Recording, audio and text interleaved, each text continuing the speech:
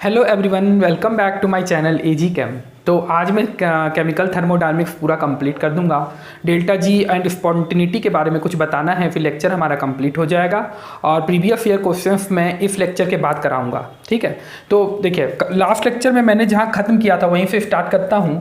Last lecture में मैंने आपको बताया था कि हमारा रिएक्शन जो स्पॉन्टेनियस होता है उसके लिए delta F total should be greater than 0। ठीक है, तो डेल्टा एफ टोटल को हम लोग लिख सकते हैं delta F system plus delta F surrounding should be greater than 0, ये लिख सकते हैं। तो तुम देखो इसमें कुछ लिमिटेशंस हैं, कि हम पता नहीं कर सकते सराउंडिंग की इंट्रॉपी, क्योंकि सराउंडिंग बहुत वास्ट है। So it's not easy to calculate the entropy of surrounding. यही इसकी लिमिटेशंस है। तो we have to look for another thermodynamic parameter that is G, known as गिव्स फ्री एनर्जी और फ्री एनर्जी, और इसको ऐसे भी डिफाइन कर सकते हैं capacity to do useful work. मतलब डिक्रीज इन गिव free energy equals to work भी होता है, डिक्रीज इन गिव फ्री एनर्जी। ठीक है, तो देखो हम लोग यहाँ पे अनदर पैरामीटर देखते हैं जी, जो कि हमारा एक्सटेंसिव प्रॉपर्टी है, स्टेट फंक्शन है, स्टेट पे डिपेंड करता है। ठीक है, तो मैं आगे बढ़ता हूँ जी से। अगर इसको हम लोग मैथमेटिकल वे में एक्सप्रेस करें तो जी इक्वल्स टू होता है H माइनस टी एफ। अगर मैं इसको और आगे बढ़ाता हूँ, मैं कांस्टेंट टेम्परेचर और कांस्टेंट प्रेशर की बात करता हूँ, तो हम लोग इसको इस तरीके से भी लिख सकते हैं delta G equals to delta H minus T delta F delta T. ठीक है, कांस्टेंट टेम्परेचर पे मैं बात करता हूँ, तो कांस्टेंट टेम्परेचर और प्रेशर की बात करता हूँ, तो आप देखिए अगर कांस्टेंट टेम्परेचर पे बात करूँगा तो ये टर्म तो कट जाएगा, 0 हो जाएगा। तो हमारी ये एक इक्वेशन निकल के आती है, और जो ये इक्वेशन है ये बहुत इंपॉर्टेंट है। इसको हम लोग बोलते हैं गिब्स हेल्महोल्ट्ज इक्वेशन, जो कि बहुत ही इंपॉर्टेंट है। आप लोग इसको याद रखिएगा।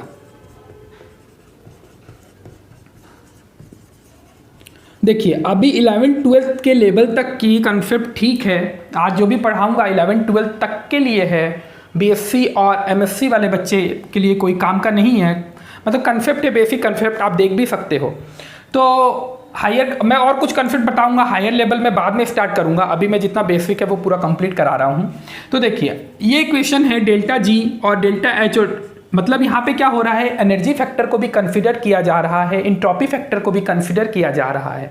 मतलब एक डेल्टा जी की इक्वेशन पे बोथ फैक्टर्स आर इंक्लूडेड। ठीक है, तो हमें डेल्टा जी की और स्पॉन्टेनिटी की रिलेशन देखना है कि डेल्टा जी कब नेगेटिव होगा तो रिएक्शन स्पॉन्टेनियस होगा, डेल्टा जी पॉजिटिव होगा तो रिएक्शन नॉन स्पॉन्टेनियस होगा। बस इतनी सी बात करनी है हमें। ठीक है, एक सेकेंड रुकिए, वीडियो को देखना पड़ेगा, वीडियो फ्रेम हो रहा है। अच्छा, तो अब हम लोग बात करते हैं कि डेल्टा जी और स्पॉन्टेनिटी का क्या क्राइटेरिया है। मतलब डेल्टा जी नेगेटिव होगा तो रिएक्शन क्यों स्पॉन्टेनियस हो रहा है, वो क्राइटेरिया देखते हैं। तो ये हटा देता हूँ, तो ध्यान से देखिएगा। देखिए हम लोग सपोज करते हैं कि हमारा सिस्टम सराउंडिंग के साथ थर्मल इक्विलिब्रियम पे है। मतलब जितना सिस्टम का टेम्परेचर है उतना ही सराउंडिंग का टेम्परेचर है, और जितना इंथैल्पी और हीट सराउंडिंग लॉस करेगा सिस्टम उतना ही गेन करेगा, या फिर सिस्टम जितना गेन करेगा सराउंडिंग उतना ही लॉस करेगा। ठीक है, तो मैं ऐसे लिख सकता हूँ, अगर मैं बात करता हूँ डेल्टा एफ सराउंडिंग की, तो मैं ऐसे लिख सकता हूँ delta H surrounding by T, क्योंकि Q को हम लोग डेल्टा एच से भी तो रिप्रेजेंट कर सकते हैं। Q क्या है, इंथैल्पी चेंज, और वहाँ पे heat equals to delta H हम लोग लिख सकते हैं, इतना इंथैल्पी का चेंज हो रहा है। अगर हम लोग सिस्टम में चेंज करते हैं तो मैं बोल सकता हूँ delta H system by T. मैंने बताया आइसोथर्मल है तो टेम्परेचर सेम होगा, और डेल्टा एच जितना सराउंडिंग लॉस करेगा उतना सिस्टम गेन करेगा, और सराउंडिंग जितना गेन करेगा सिस्टम उतना ही लॉस करेगा। तो ये लिख सकते हैं। अब आप देखिए delta F total equals to delta F system. देखिए सिस्टमेटिक वे में बढ़िए तो एक एक चीज़ें क्लियर होंगी। अब हम लोग लिख सकते हैं, इसको ऐसे ही उतार दीजिएगा, इसको ऐसे ही उतारिएगा, डेल्टा एच सराउंडिंग की जगह पे आप ये लिख सकते हो तो ये पुट कीजिए यहाँ पे, ठीक है। चलिए पूरा लिख ही देता हूँ, इतना आलसपन भी सही नहीं है, ठीक है। अब टी को एलसीएम ले लीजिए, तो यहाँ पे हो जाएगा T delta F total equals to T delta F surrounding minus delta H system, ठीक है।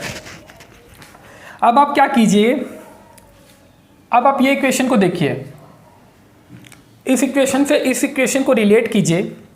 अगर मैं यहाँ पे माइनस साइन कॉमन ले लेता हूँ, चलिए मैं माइनस यहाँ पे कॉमन ले लेता हूँ, तो delta H system plus minus T delta F surrounding हो जाएगा। और इसके जगह पे हम लोग क्या लिख सकते हैं, इसके जगह पे हम लोग delta G at constant temperature pressure लिख सकते हैं।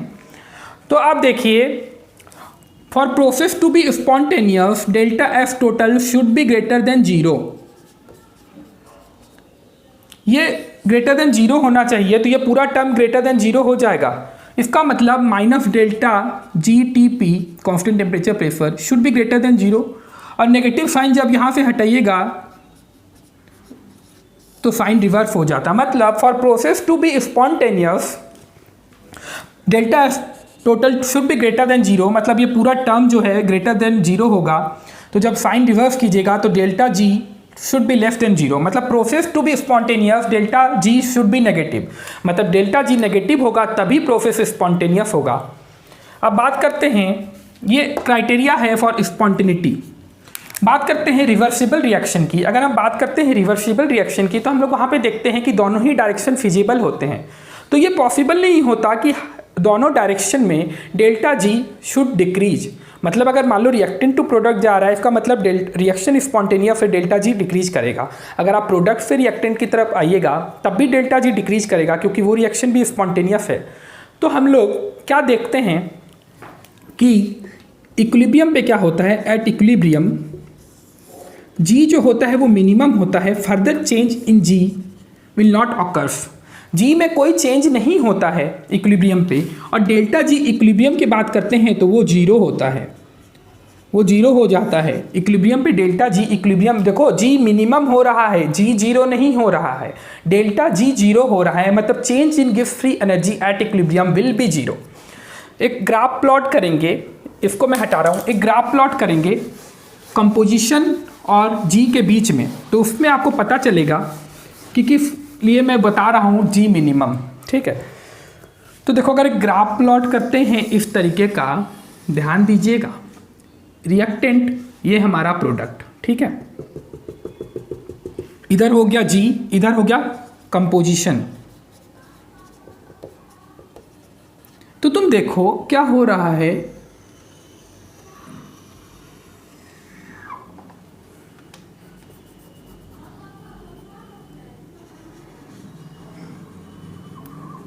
बताना क्या चाह रहा हूँ उस पर ध्यान दीजिएगा, ड्राइंग पे ध्यान मत दीजिएगा। देखो ये जो होगा, ये मान लो तुम्हारा रिएक्टेंट है, तो यहाँ पे कुछ जी रिएक्टेंट मान लेते हैं, यहाँ पे ये प्रोडक्ट बन रहा है तो जी प्रोडक्ट मान लेते हैं, ठीक है। ये तुम्हारा चेंज इन डेल्टा जी है रिएक्शन का। तो तुम देखो ये इधर की तरफ बढ़ रहा है, अगर इसको भी इधर बढ़ा देते हैं, एक पॉइंट आता है, यहाँ पे एक पॉइंट मिलता है, ये इक्विलिब्रियम पॉइंट को दिखाता है जहाँ जी मिनिमम होता है। तो देखो आप, अगर ये रिएक्शन प्रोडक्ट की तरफ जाएगा तो जी क्या होगा, बढ़ेगा, अगर इधर जाएगा तब भी जी बढ़ेगा। मतलब इक्विलिब्रियम पे क्या होता है, जी में कोई चेंज नहीं होता है, जी मिनिमम हो जाता है तो इक्विलिब्रियम पॉइंट अटेंड होता है। अगर ये मिनिमम पॉइंट अगर हमें एट द मिडिल मिलता है, एट द मिडिल मिलता है, तो हम कहते हैं कि जो हमारा है इक्विलिब्रियम कांस्टेंट वो लगभग 1 के बराबर है, रिएक्शन इक्विलिब्रियम पे है। अगर ये जी मिनिमम तुम्हारा प्रोडक्ट की साइड में मिलता है तो हम कहते हैं कि रिएक्शन प्रोडक्ट को डोमिनेट कर रहा है, के इक्विलिब्रियम ग्रेटर देन 1 है। अगर ये मिनिमम तुम्हारा रिएक्टेंट की तरफ अगर मिलता है तो हम कहते हैं कि इक्विलिब्रियम तुम्हारा लेस देन 1 है और रिएक्शन रिएक्टेंट को डोमिनेट कर रहा है।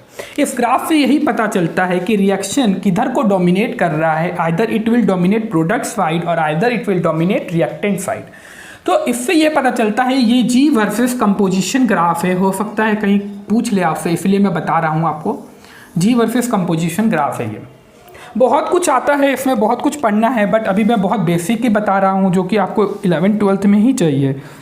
ठीक है, तो अब बात करते हैं टेम्परेचर का फिजिबिलिटी पे क्या रोल है। देखो टेम्परेचर भी बहुत बड़ा रोल प्ले करता है, टेम्परेचर भी बहुत बड़ा रोल प्ले करता है। उससे पहले एक इक्वेशन देख लेते हैं।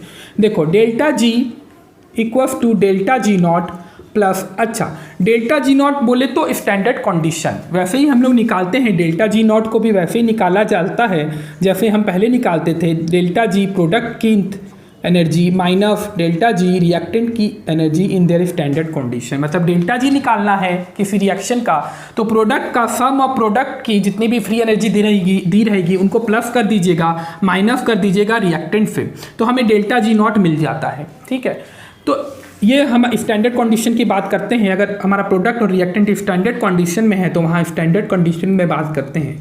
ये इक्वेशन है delta G equals to delta G not plus R T L N Q. अब क्या होता है इक्विलिब्रियम पे, एट इक्विलिब्रियम क्या होता है मैंने अभी बताया है, डेल्टा जी जीरो होता है, डेल्टा जी नॉट जीरो नहीं होता, डेल्टा जी जीरो होता है। क्यू इक्वल्स टू के हो जाता है इक्विलिब्रियम पे बताया हूँ, reaction quotient will be equals to equilibrium constant at equilibrium. Equation पे पुट कीजिए delta G equals to zero put कीजिए, delta G not plus R T L N K कर दीजिए क्यू की जगह। जब इक्वेशन को आप लेके आगे बढ़िएगा तो ये इक्वेशन आएगी। अब देखो अगर इसको तुम्हें लॉग में कन्वर्ट करना है तो लॉग में कन्वर्ट करना है तो -2.303 का इंटू कर दीजिए ना। एक रिलेशन ये है लॉग में, और एक रिलेशन है k equals to E minus delta G not by R T. Log की प्रॉपर्टी है, पढ़े ही होंगे आप लोग मैथमेटिक्स में कि यहाँ पे अगर e है तो e के पावर में चला जाता है, k अगर लिखना है तो e की एक्सपोनेंशियल में चला जाता है ये। ठीक है, तो ये बात आती है इक्विलिब्रियम कांस्टेंट और डेल्टा जी का क्या रिलेशन है, तो मैंने इक्विलिब्रियम में भी आपको बताया है। अब देखते हैं टेम्परेचर का क्या रोल है, टेम्परेचर का क्या फ़र्क पड़ता है रिएक्शन की फिजिबिलिटी पे। इंपॉर्टेंट है, बार बार पूछ लिया जाता है, एंट्रेंस पेपर पे भी पूछ लिया जाता है, तो ये बहुत इंपॉर्टेंट है। देखो बहुत ध्यान से बता रहा हूँ, ध्यान दीजिएगा। Delta G equals to delta H minus T delta F. देखो कुछ कंडीशन बता रहा हूँ, एक दो बताऊँगा, एक दो आप अपने से कीजिएगा। ठीक है, अगर हमारा ये एनर्जी फैक्टर है, अगर हमारा डेल्टा एच नेगेटिव है और अगर हमारा डेल्टा एफ पॉजिटिव है, तो आप देखिए ये नेगेटिव हो रहा है और ये हमारा पॉजिटिव है, तो ये पूरा टर्म पॉजिटिव नेगेटिव मिलके तो पूरा टर्म नेगेटिव ही होगा। मतलब डेल्टा जी हर हाल में नेगेटिव आएगा एट ऑल टेम्परेचर। मतलब मैं बोलना चाह रहा हूँ कि ये रिएक्शन फिजिबल होगा, स्पॉन्टेनियस होगा एट ऑल टेम्परेचर। टेम्परेचर घटाइए बढ़ाइए इस पर टेम्परेचर का फ़र्क नहीं पड़ेगा। टेम्परेचर का फ़र्क कब पड़ता है, अगर मान लो डेल्टा एच तुम्हारा नेगेटिव दिया हुआ है और डेल्टा एफ तुम्हारा नेगेटिव दिया हुआ है, दोनों नेगेटिव दिए हमें हैं, तो आप ध्यान दीजिएगा ये नेगेटिव हो जाएगा तो नेगेटिव नेगेटिव मिलके ये पूरा टर्म तो पॉजिटिव हो जाएगा। मतलब डेल्टा एच तुम्हारा नेगेटिव है और टी डेल्टा एफ तुम्हारा पॉजिटिव हो जाएगा। तो अब बताओ टेम्परेचर यहाँ पे रोल प्ले करेगा। अगर टेम्परेचर हाई कर दोगे तो ये पॉजिटिव वैल्यू ज़्यादा हो जाएगी, तो ओवरऑल डेल्टा जी पॉजिटिव हो जाएगा। तो तुम्हें इस कंडीशन पे टेम्परेचर बिल्कुल लो कर देना है ताकि डेल्टा जी हमारा नेगेटिव आगे, नेगेटिव वैल्यू ज़्यादा हो जाए और ये जो है पॉजिटिव वैल्यू बहुत कम हो। ठीक है, बहुत कम हो। तो मैं बोल सकता हूँ कि ये रिएक्शन तभी स्पॉन्टेनियस होगा, delta G should be negative at low temperature. अगर टेम्परेचर लो करोगे तभी रिएक्शन स्पॉन्टेनियस होगा, otherwise reaction will be non spontaneous at high temperature. High temperature पर ये रिएक्शन नहीं होगा, स्पॉन्टेनियस नहीं होगा, क्योंकि हमारा डेल्टा जी पॉजिटिव आना लग जाएगा। ठीक है, ऐसे बहुत सारी कंडीशन है, आप लोग खुद फ्रेम कीजिए, ज़्यादा अच्छा रहेगा आप लोगों को। पेपर में ऐसे पूछ लिया जाएगा, ये इक्वेशन दी रहेगी, when reaction will be spontaneous, temperature की कंडीशन पूछ ली जाएगी। अगर मैं बात करता हूँ डेल्टा एच पॉजिटिव बताता हूँ और कंडीशन फ्रेम कीजिए, अगर डेल्टा एफ तुम्हारा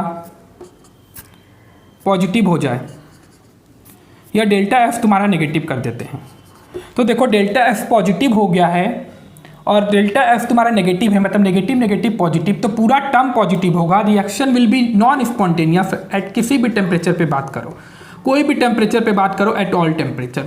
यहाँ पे टेम्परेचर का कोई फर्क नहीं पड़ेगा, तुम कितना भी टेम्परेचर घटाओ बढ़ाओ रिएक्शन तो नॉन स्पॉन्टेनियस ही होगा क्योंकि डेल्टा जी पॉजिटिव आ जाएगा। इस तरीके से कंडीशन फ्रेम कीजिएगा। तो आज देखो मैं लेक्चर खत्म कर रहा हूँ, थर्मोडायनामिक्स का पूरा थ्योरी पोर्शन कंप्लीट होता है। एक बात और बताता हूँ, मैंने अभी बताया है कि decrease in gives free energy will be equal to useful work, ठीक है। तो इसको वर्क डन भी बोलते हैं कि जितना डिक्रीज इन फ्री एनर्जी होता है उसको यूजफुल वर्क भी बोला जाता है, ठीक है, ध्यान रखिएगा। तो मैं आज का लेक्चर यहीं पे ख़त्म करूँगा। थर्मोडायनामिक्स पूरा कंप्लीट हो चुका है, करीब हमारा 15 लेक्चर्स में कंप्लीट हुआ है। अगले लेक्चर में मैं प्रीवियस ईयर न्यूमेरिकल्स कराऊंगा, पूरा कॉन्सेप्ट क्लियर हो जाएगा, इसके भी न्यूमेरिकल्स कराऊंगा। तो फिर आज का लेक्चर यहीं ख़त्म करते हैं। अगर वीडियो पसंद आए तो लाइक शेयर और सब्सक्राइब जरूर कीजिएगा। फिर मिलते हैं अगले लेक्चर में।